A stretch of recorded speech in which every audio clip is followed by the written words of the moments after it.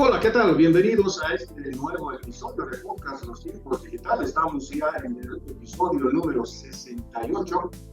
Nos da muchísimo placer pues tenerlos de nueva cuenta semana tras semana, todos los miércoles, con una temática distinta, siempre a través de Los Tiempos, en nuestra página web www.lostiempos.com.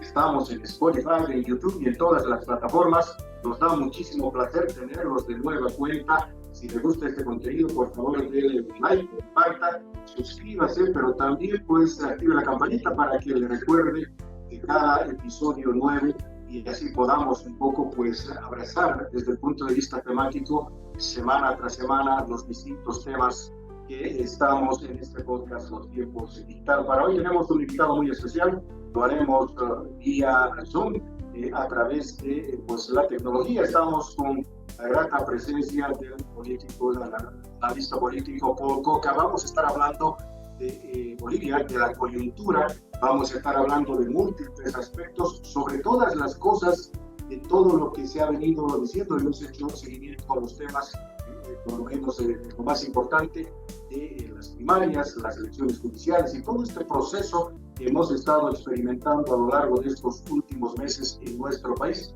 desde el punto de vista político, social y obviamente también desde el punto de vista electoral, porque estamos prácticamente a 15 meses de las elecciones judiciales y creo que desde ese punto de vista las circunstancias ameritan un debate y un análisis, y qué mejor hacerlo desde la perspectiva de un analista político. Doctor, nos da muchísimo placer que haya aceptado esta invitación para Podcast Los Tiempos. Muchísimas gracias. Rudy Orellana les saluda. Muy buenas tardes. Hola, ¿cómo están?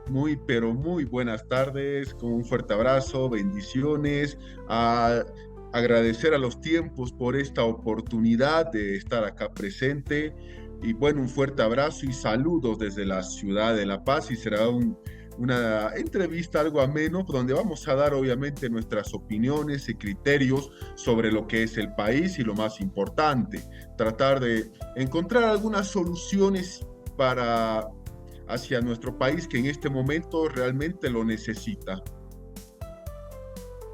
Exactamente, doctor. Obviamente, pues un tema importantísimo. Estamos a prácticamente 15 meses para las elecciones generales en el país del 2025. Siempre he dicho, doctor, que el 2025 va a ser un año endemoniado. ¿Cuál es el análisis que usted hace con respecto a esta coyuntura, las circunstancias políticas que se están tejiendo en este momento, y reitero una vez más, a 15 meses de las elecciones? A priori hay que señalar que pareciera que las elecciones van a ser este año, porque es increíble que todos están en campaña. Sí, pareciera que fueran este domingo, porque todos están en campaña, absolutamente todos. Muchos ya están afilando motores, están en una campaña muy abierta, por supuesto hay que decirlo, que se han proclamado o a muchos se han presentado como candidatos y aquí, bueno, hay que señalar un punto de vista técnico-legal. No existe ni uno solo de los que hemos visto en imágenes que sean candidatos. No, son precandidatos, posibles candidatos, virtuales candidatos, pero candidatos como tal no hay. ¿Por qué? Porque van a ser candidatos primero cuando el Tribunal Electoral autorice la inscripción. 2, eso no te hace candidato. Lo que hace candidato es que de la revisión de los requisitos de habilitación se publique la nómina de las personas habilitadas a una candidatura. Presidente, vicepresidente, supranacionales o inclusive diputados, senadores, ahí recién hablamos de candidato. Pero ahora, ¿qué ha sucedido? Dada la coyuntura política, sumada al tema económico y social, el tema político ha venido obviamente a establecer una situación política que no es de las mejores, mucho más en el ámbito de la pregunta, con lo que es la prematura electoralización del país. Si bien es cierto que el año antes de las elecciones el país se electoraliza, en este momento se ha electoralizado mucho más, porque a diferencia de años pasados o elecciones anteriores, nos encontramos con que había un más unido, al menos en los papeles. Hoy día nos encontramos con una situación de un más absolutamente que no se entiende, una situación de la pugna de la jefatura nacional, de la posible candidatura presidencial, por supuesto, una situación se habla ya de, bueno, por supuesto, de muchos otros temas, pero la electoralización obviamente ha sido ese condimento para ya establecer una profundidad en la situación en la que nos encontramos, con un Estado en crisis, una democracia por los suelos, una institucionalidad que no ha levantado cabeza, y obviamente todo esto rumbo no solo a las elecciones del próximo año, al bicentenario nacional, al cumpleaños número 200 de nuestra patria. Ahora bien, doctor, daría la impresión de que el panorama está electoralizado, como usted menciona, pero ¿no cree usted que más bien está polarizado? Hay una bipolaridad dentro de lo que significa el mismo movimiento al socialismo. Hay una bipolaridad que, entre otras cosas, se trata de una pugna de poderes entre ambos, tanto arcistas como evistas, sin dar la posibilidad, digamos, para que los otros bloques políticos, en este caso opositores o lo que fuere, puedan de alguna manera parar cabeza.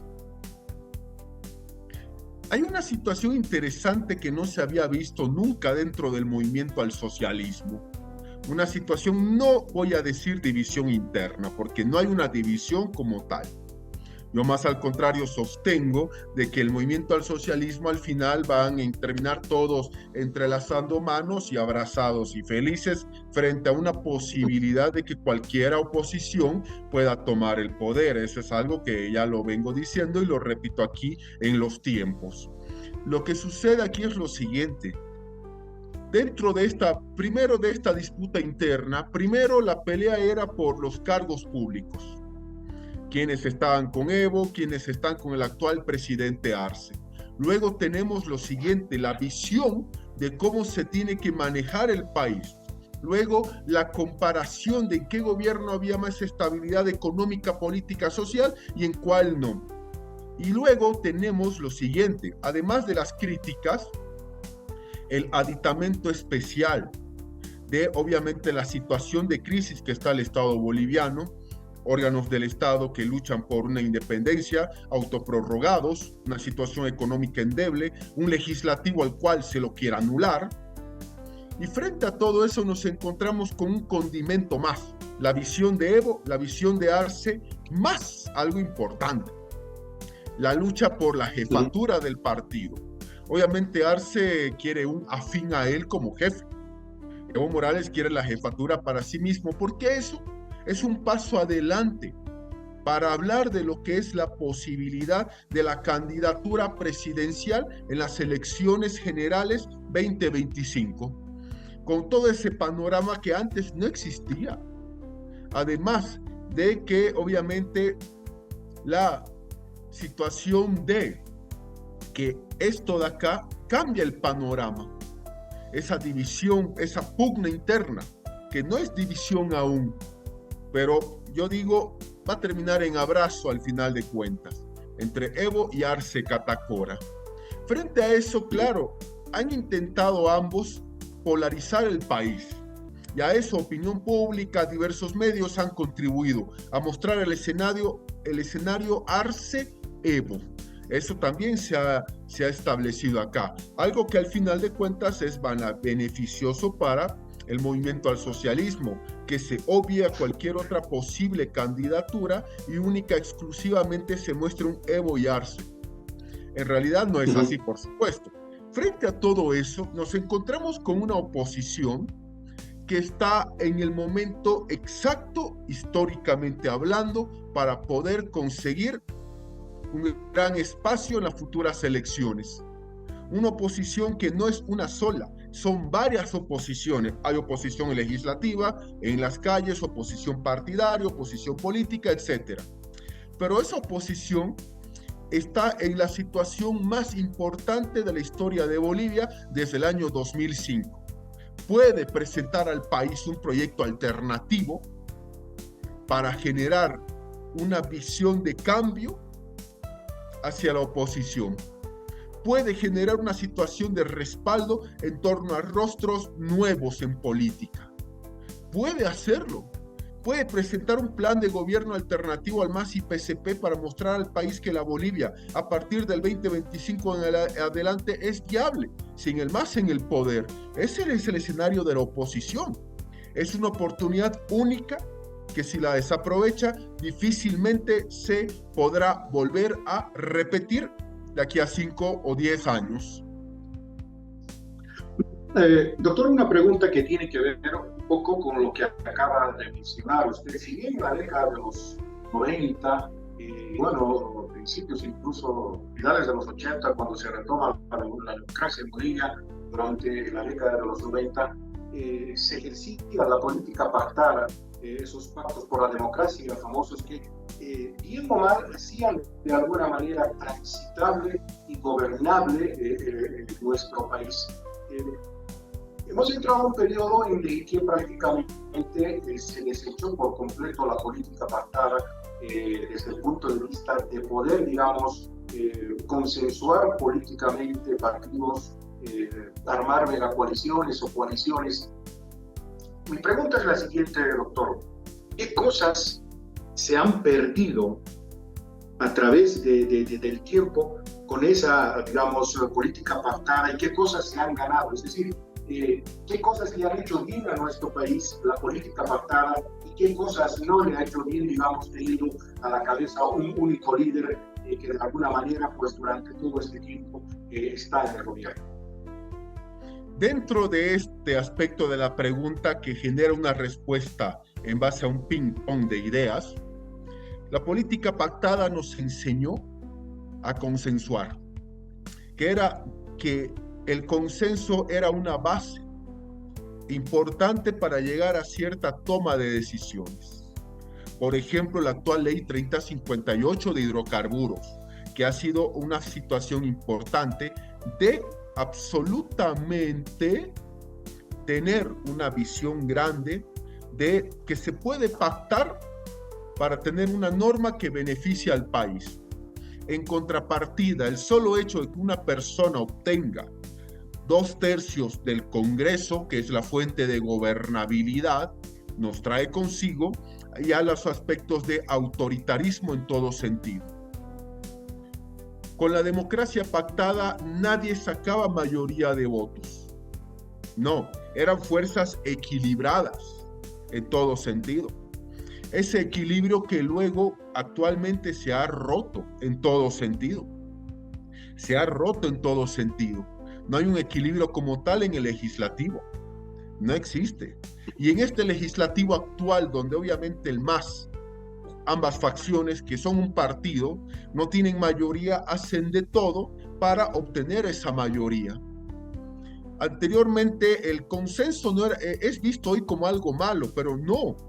No nos olvidemos que producto del consenso se tuvo una Corte Nacional Electoral de notables.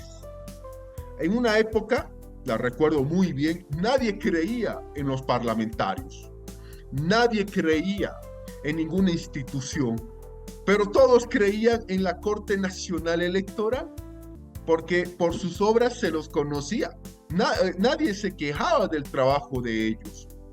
Hoy día nosotros vemos que la situación es diferente. Todos nos quejamos del Tribunal Electoral. La anterior constitución necesitaba ajustes, necesitaba ser profundizada, ampliar derechos a muchos sectores que no se sentían representados. La actual constitución beneficia a la persona que esté en la presidencia, sea quien sea y del partido que sea. Con la anterior constitución, los 7 vocales del Tribunal Electoral, que antes era Corte Nacional Electoral, era producto de consenso entre partidos. Hoy día el Congreso elige 6 y el presidente elige 1 al Tribunal Supremo y 1 por cada uno de los 9 tribunales departamentales. Es decir, que si el presidente cualquiera va a la reelección, pues simple y llanamente parte con ventaja desde el órgano que tiene que contar los votos. Ese es un aspecto más importante también que hay que señalar. Pero también la anterior constitución tenía mecanismos arcaicos. No había, por ejemplo, una segunda vuelta electoral, que Bolivia se la ha usado solamente a nivel departamental. Hoy día se la tiene, pero no se llega a los requisitos para accederla a la segunda vuelta, por ejemplo. El tema de, también hay que señalar la participación y elección de autoridades, diputados y otros a través de procedimientos propios a nivel del mundo indígena. La actual constitución sí lo establece. El tema de las autonomías es otro ejemplo. Antes no había, hoy día sí los hay. Hay gobiernos departamentales, entonces ahí tenemos eso. Es decir, hay una situación de un ping-pong entre lo de antes y lo de ahora. Pero también hay una suerte importante, que hay que decirlo, suerte histórica. Hay generaciones que solamente se les ha educado y enseñado a ver lo malo de la democracia anterior, que se llamaba democracia pactada, y no lo bueno que también absolutamente ella tenía. El caso, por ejemplo, de la paridad de género ya es un tema que se vino de la democracia pactada. Las diputaciones uninominales, donde cada zona o conjunto de barrios, llamada circunscripción, ya elegía esa democracia pactada, por ejemplo. Es decir, es un ping-pong de situaciones. Pero obviamente hoy nos encontramos con un escenario donde se siente que no hay una unidad en torno país.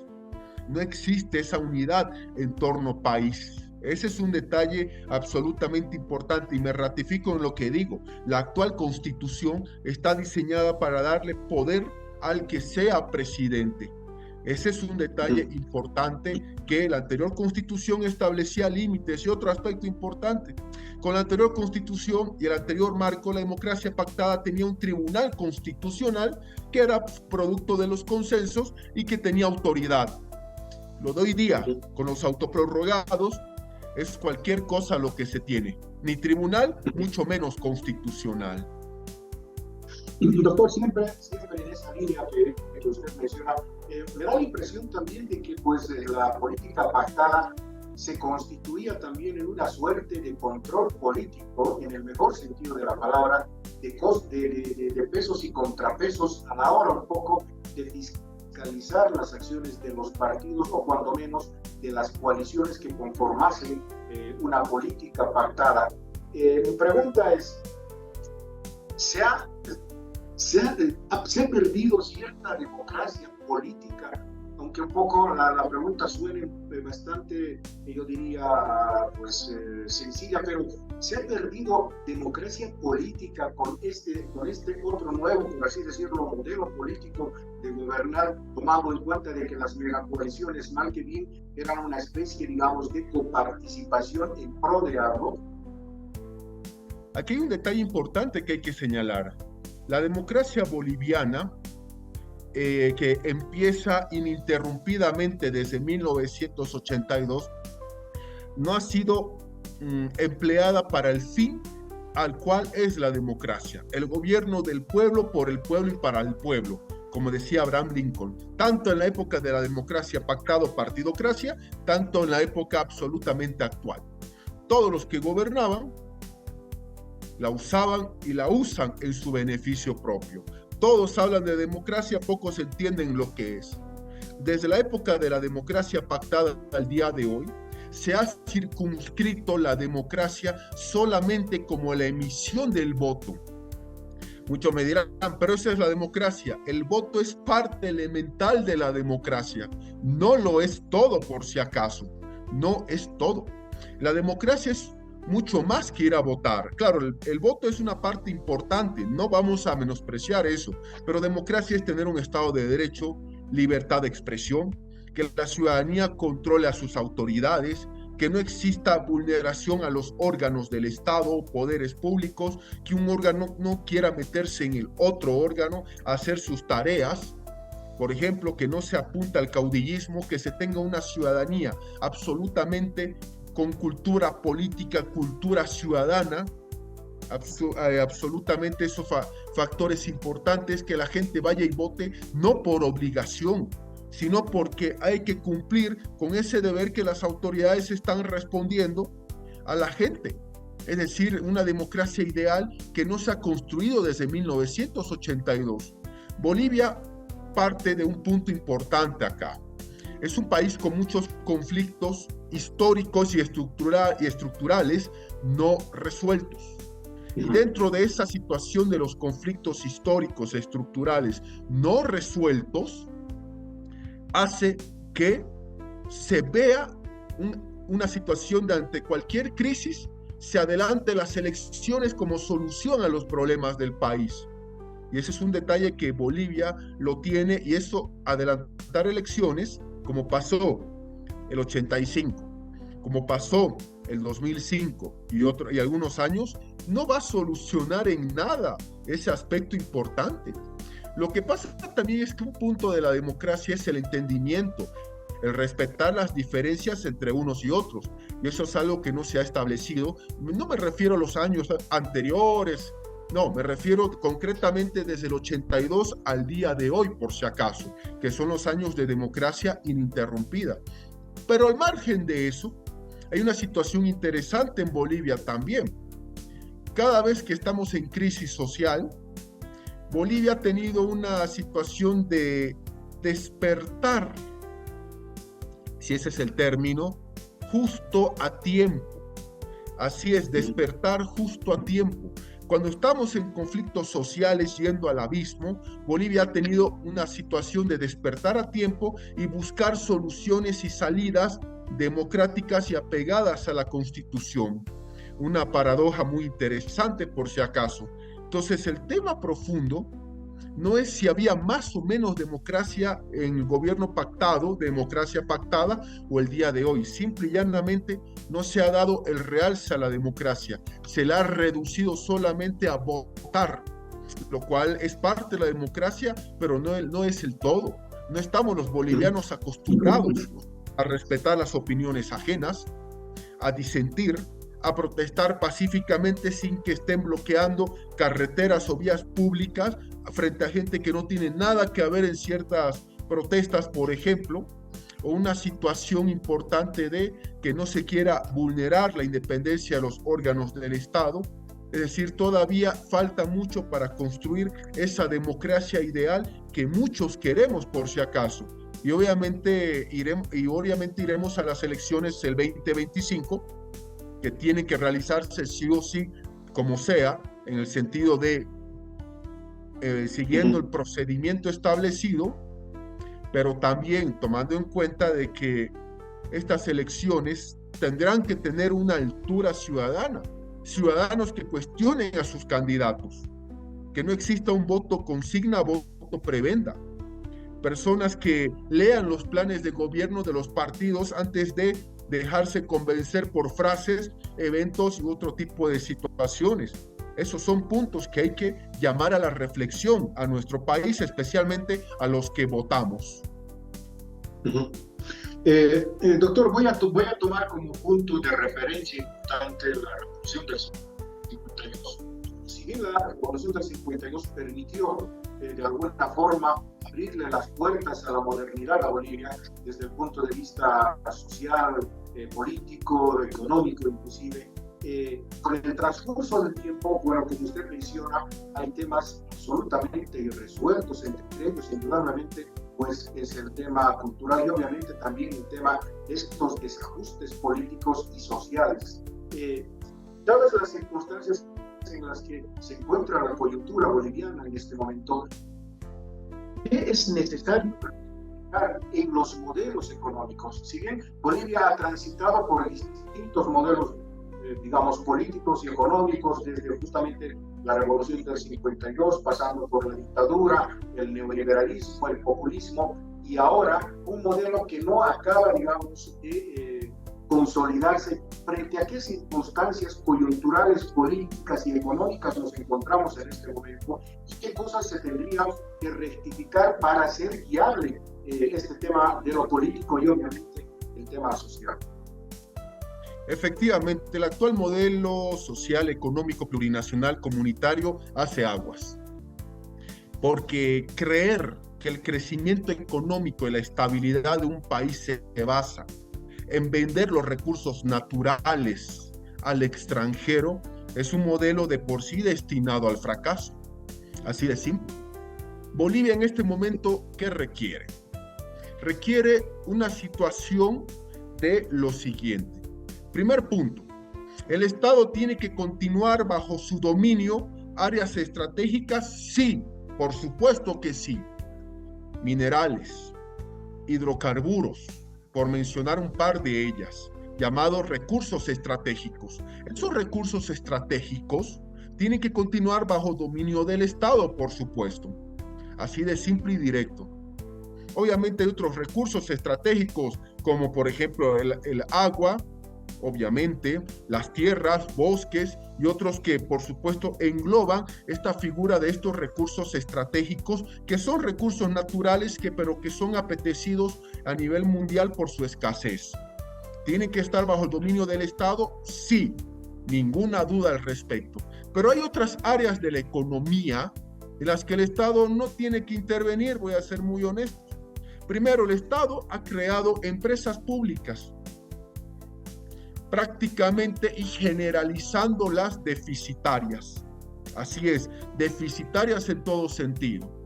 Nadie compra nada de esos productos y pare de contar y sobreviven. ¿Por qué? Porque obviamente el Estado inyecta dinero y son obviamente botines de guerra. Hacen campaña para mí, les entrego esta empresa estatal pública y pare de contar.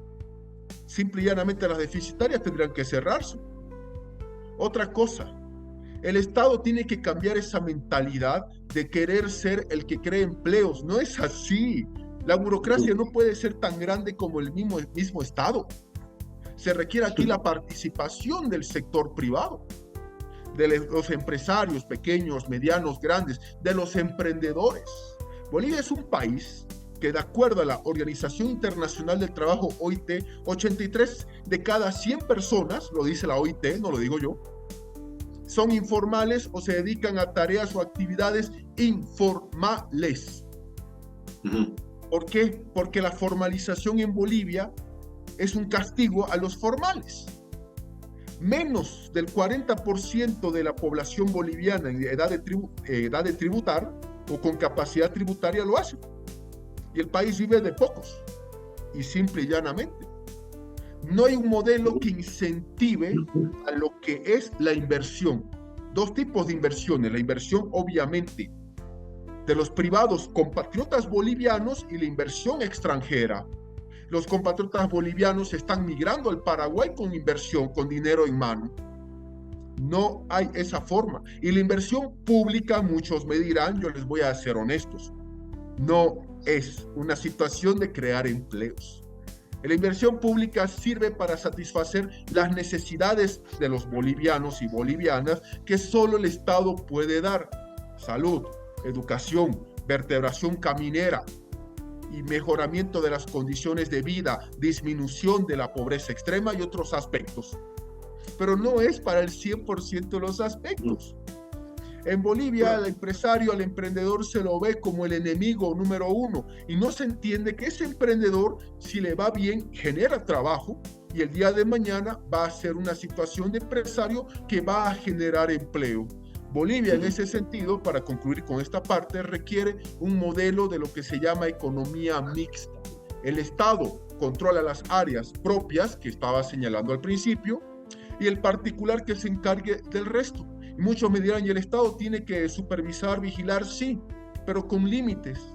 Porque la persona que emprende, ¿qué le pide al Estado? Que me dejen trabajar. Si el Estado no me ayuda, que no me estorbe cuando yo crezca.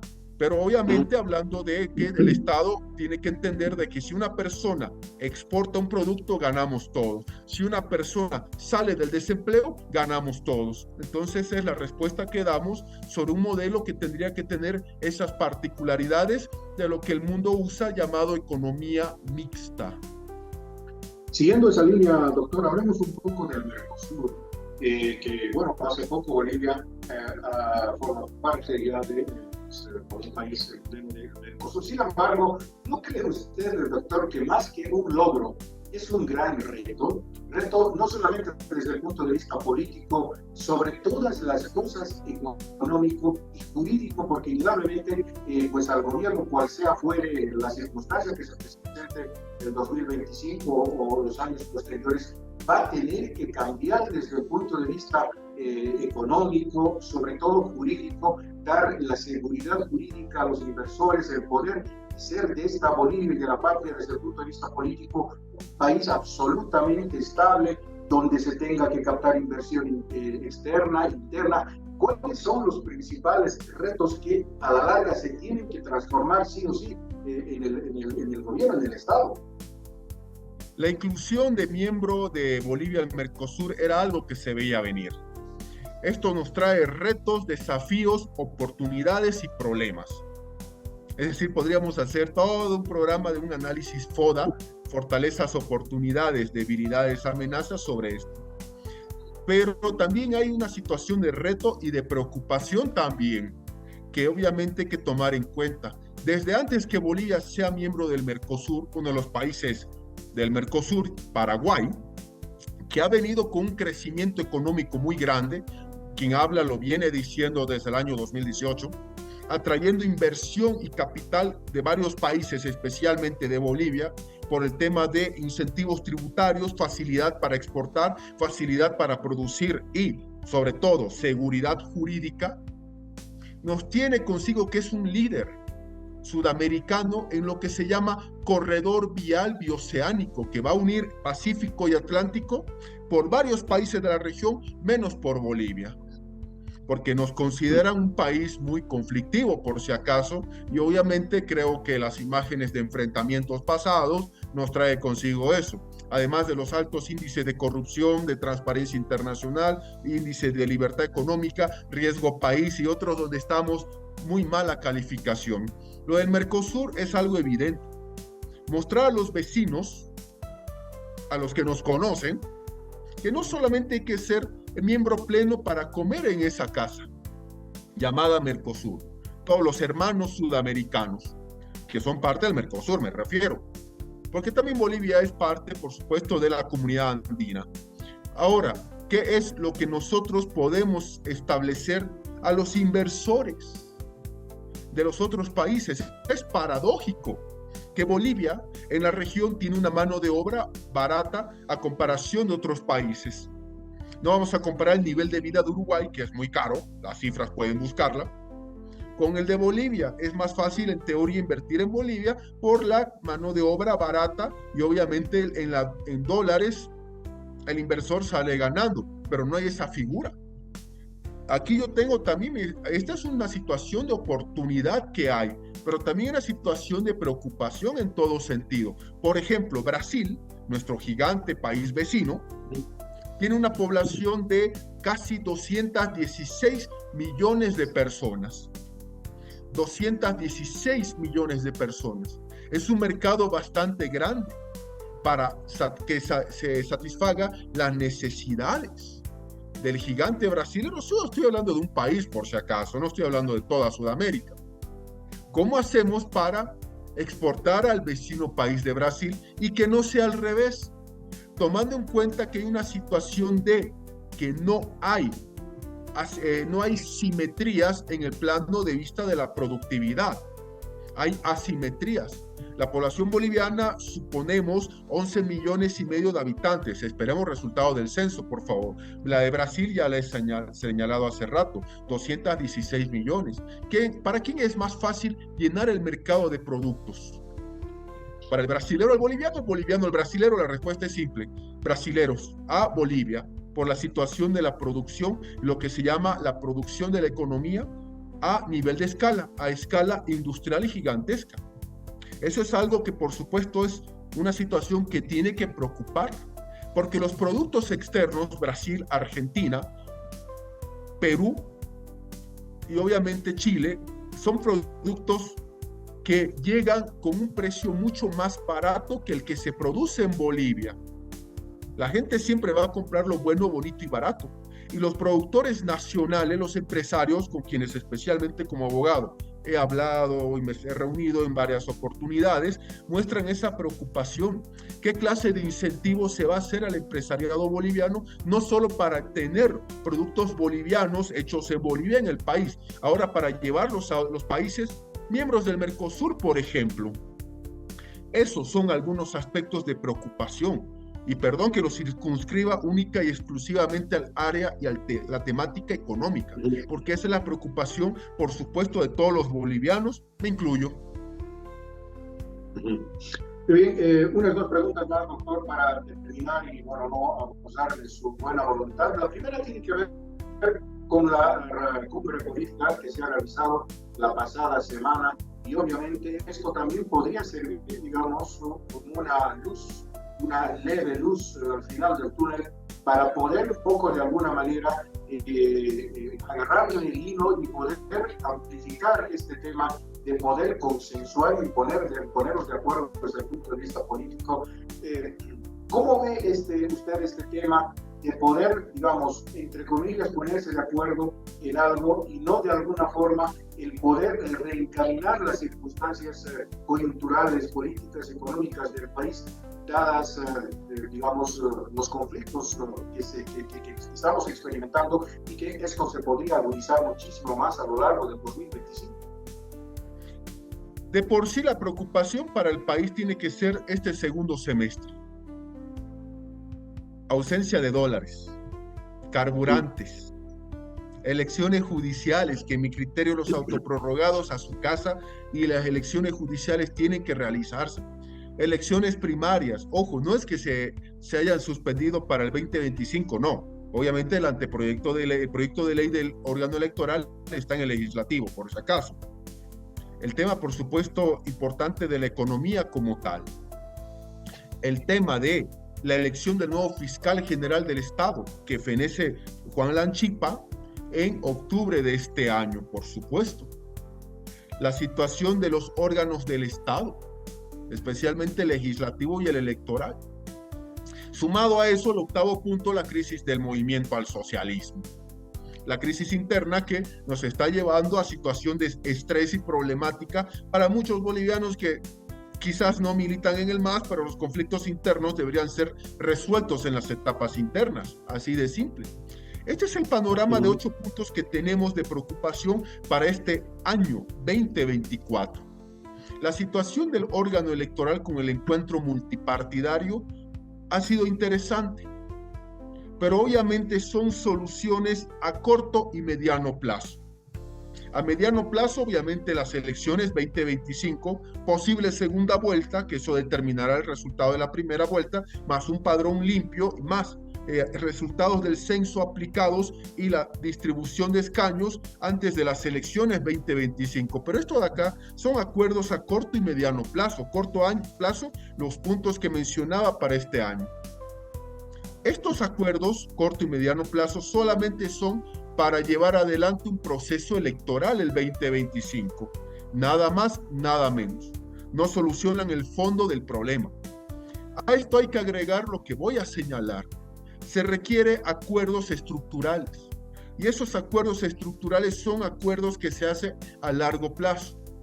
La solución de los problemas de Bolivia y de la tranquilidad y la paz social no son las elecciones. Elecciones judiciales sí, primarias no, no es eso. No es eso. Es retomar un proceso constituyente. Ese proceso que quedó truncado entre Sucre y Oruro, entre el 2006 y el 2008, para retomar ese proceso y tener un verdadero acuerdo y pacto social que sea entendible hacia la Bolivia, ya no hacia el 2025, hacia la Bolivia del 2050. Exactamente, esa es una situación que hay que indicar y hay que señalar. Estos acuerdos, claro que tienen que ejecutarse.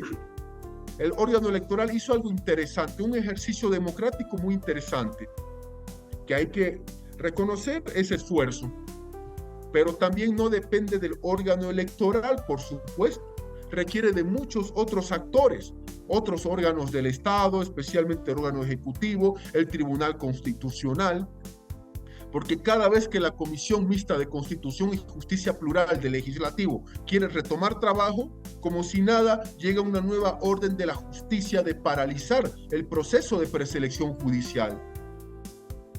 Entonces aquí nos encontramos con que se requieren acuerdos a corto plazo, sí, a mediano plazo, sí, porque queremos estar en paz para el cumpleaños 200 de Bolivia. Ni siquiera estamos hablando del 199 cumpleaños de la patria, sino del cumpleaños 200. Y retomar un proceso constituyente que sea una bisagra entre Oriente-Occidente, campo-ciudad, mestizos indígenas, entre todos los bolivianos. ¿Para qué? Para de una vez por todas empezar a trabajar y dejar atrás estas crisis, problemas y temas históricos irresueltos. Eso es lo que también tenemos que señalar en todo esto. Doctor, para finalizar, quiero pues un poco retomar, quedarme con su última apreciación. El 2025, la patria cumple 200 años. ¿No cree usted que sería un motivo fundamentalmente histórico desde el punto de vista político y obviamente democrático el hecho de que cualquiera fuere los partidos políticos que estén en pugna o de alguna manera como candidatos se pudieran indudablemente al socialismo? Sería una buena oportunidad para sincerarse, por así decirlo, con la patria y obviamente con los bolivianos, y mostrar un talante absolutamente modernizador, renovador, donde no existan, digamos, estas pugnas de poderes en el Estado, donde se tenga que confundir el poder judicial con el legislativo, etcétera, etcétera, y realmente se tenga que redimensionar la institucionalidad democrática y política en nuestro país. Mi pregunta es la siguiente. Bueno, ya sé que es un poco amplia, podría ser, digamos, un poco amplia la respuesta, pero ¿con qué nuevo talante o con qué nuevos talantes tendría que presentarse el movimiento al socialismo o la oposición o los que de alguna manera van a estar en la carrera preelectoral hacia la presidencia para revertir todo este proceso histórico de crisis, de desinstitucionalidad, incluso en algunos momentos de desgobierno, pérdida de la democracia? ¿Cuáles serían, digamos, esos puntos claves sobre los cuales tendría que fijarse el nuevo gobierno más allá del 2025? Hay una Bolivia que se tiene y hay una Bolivia que se quiere. La eterna discusión de las dos Bolivias. La Bolivia que se tiene es la que tenemos, la que las personas que nos siguen, que siguen los tiempos, ya la saben, la sabemos.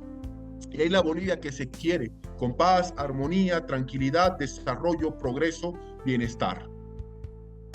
Pero estas elecciones del 2025 van a ser las más importantes de la historia boliviana. Lo vengo diciendo desde hace muchos años atrás.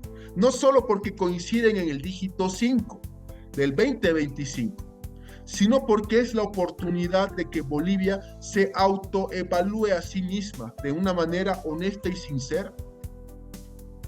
Ya los partidos, todos los partidos que están en carrera por el poder y otros como el MAS en carrera por retener el poder, al margen de sus temas internos, sino que estoy generalizando, tienen que entender lo siguiente.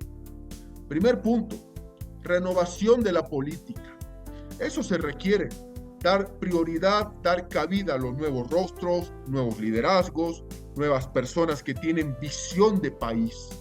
Hay muchos líderes en el país, en los ámbitos juveniles, empresariales, sociales, deportivos, es decir, hay muchos, pero que hay que darles esa oportunidad de que participen y puedan ser elegidos.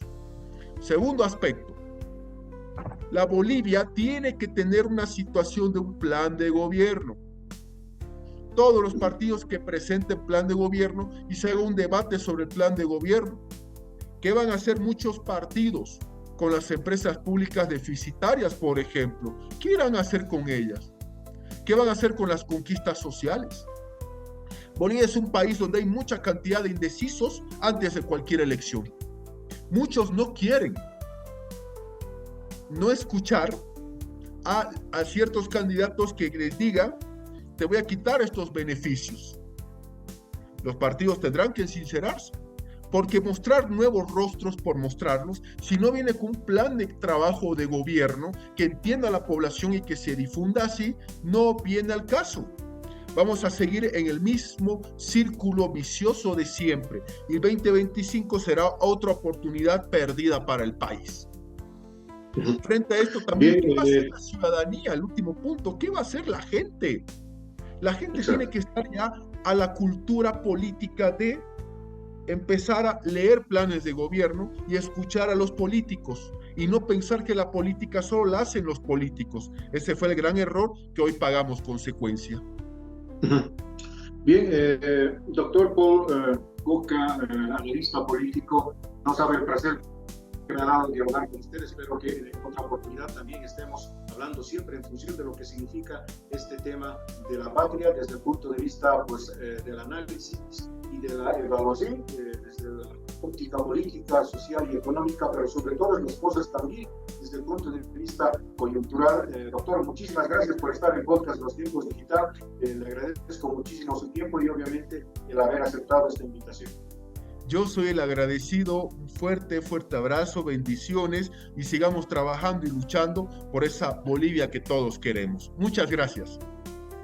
Muchísimas gracias, doctor. En todo caso, también agradecerles a todos ustedes por habernos seguido a lo largo de estos 40 minutitos y poco más de este podcast Los Tiempos. Estamos todas las semanas con una temática importante. Hoy hemos querido analizar desde la óptica más política y económica, pero también social, con la visión de un analista político. Sin duda alguna, el camino está todavía bastante agreste por recorrer este segundo semestre de 2024 y obviamente todo el 2025, donde seguramente confluirán también otros nuevos conflictos, otros nuevos problemas. Esperemos que no sea así. Indudablemente, esta es una muestra importante también de lo que podría suceder el 2025. Si le ha gustado este contenido, por favor denle like, comparta, suscríbase, pero sobre todo active la campanita para que le alerte de un episodio nuevo. Muchísimas gracias por estar en este podcast y ya saben, estamos en todas las plataformas, en Spotify, en YouTube, pero sobre todo en la página web del periódico Los Tiempos,